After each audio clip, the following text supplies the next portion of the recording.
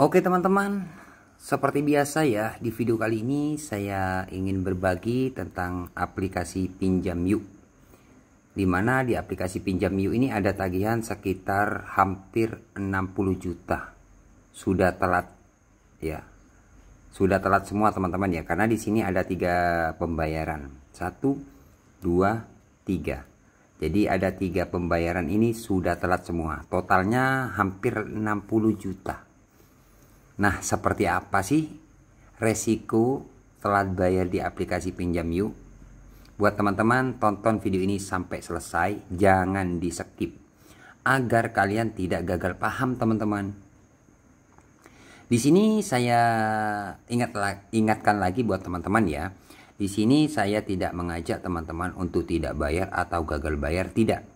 Cuman berbagi pengalaman. Ya, pengalaman tentang resiko telat bayar di pinjaman online, yaitu Pinjam Yuk.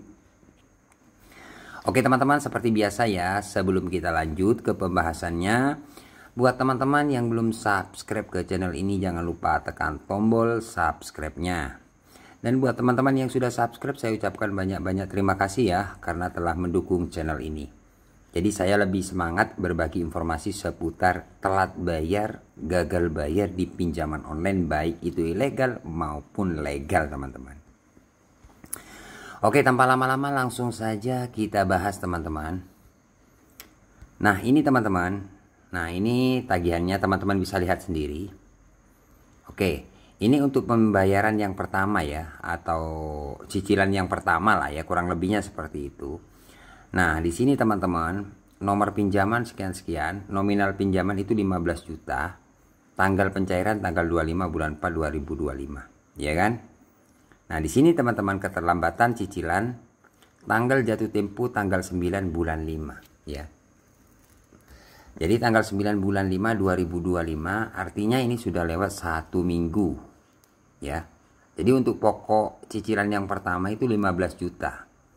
Karena keterlambatan sekitar 1 minggu mencapai 19 juta ya. Jadi teman-teman bisa hitung sendiri lah, untuk bunga itu bisa dihitung sendiri lah teman-teman, ya kan.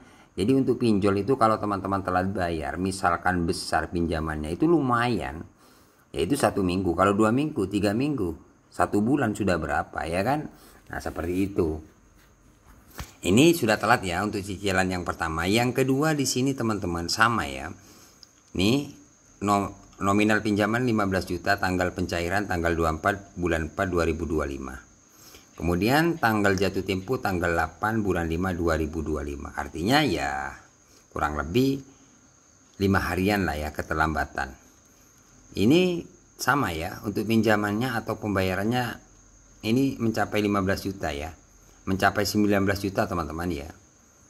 Nah, jadi sudah plus bunga ini. Jadi sudah otomatis, misalkan teman-teman masih belum jelas, misalkan kalian telah dibayar, kalau pengen tahu untuk bunganya, kalian ceklah aplikasinya itu. Tiap hari itu bertambah, kurang lebihnya seperti itu. Masalah stopnya itu biasanya kalau pinjol, kalau kalian nggak bayar biasanya 2 bulan atau 3 bulan baru stop. Kalau kalian masih telat 1 minggu, 2 minggu, 3 minggu itu masih tetap berjalan untuk bunganya, sesuai berapa besar pinjaman kalian. Besar kecilnya bunga itu tergantung pinjaman kalian, seperti itu ya. Oke, kemudian untuk pembayaran yang ketiga teman-teman, di sini teman-teman 15 juta sama, tanggal pencairan tanggal 15 bulan 4 2025. Kemudian tanggal jatuh tempo tanggal 29 bulan 4 2025. Ya, jadi ini sudah 2 minggu keterlambatan. Ya, untuk pembayaran yang pertama sebenarnya ini sih, karena keterlambatannya sudah 2 minggu yang ini. Sama ya. Jadi kalau kita total ini 19 juta, 19 juta, 19 juta. Ini hampir 60 juta plus bunga teman-teman. Nah, buat teman-teman yang penasaran, Bang, resikonya seperti apa kalau telat bayar di pinjaman online Pinjam Yuk? Resiko yang pertama, kalau teman-teman masih belum telat, kurang 1 hari atau 2 hari, biasanya sudah di WA, dihubungi, diingatkan kayak gitu teman-teman. Itu sebuah resiko sebenarnya. Karena apa? Karena nggak nyaman gitu loh. Tiap hari itu ada yang menghubungi, WA, bahkan 1 hari bisa sampai 5 bahkan sampai 10 kali WA yang masuk ke nomor kalian, yang ngechat ke kalian, bahkan lewat email seperti itu. Apalagi sudah telat 1 hari 2 hari, Bisa-bisa satu hari bisa sampai 10 kali bahkan lebih yang menghubungi kalian.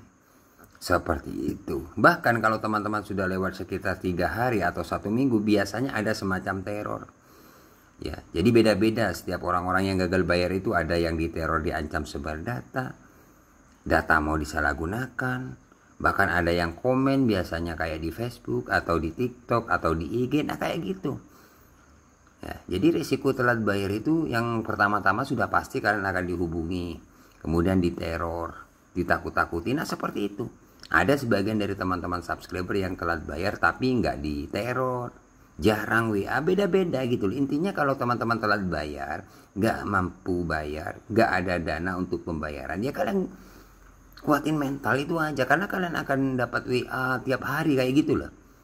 Ya, ada yang menghubungi pakai nomor lain, nah, seperti itu teman-teman. Makanya saya sering infokan di video-video saya, kuatin mental. Mental kalian harus kuat.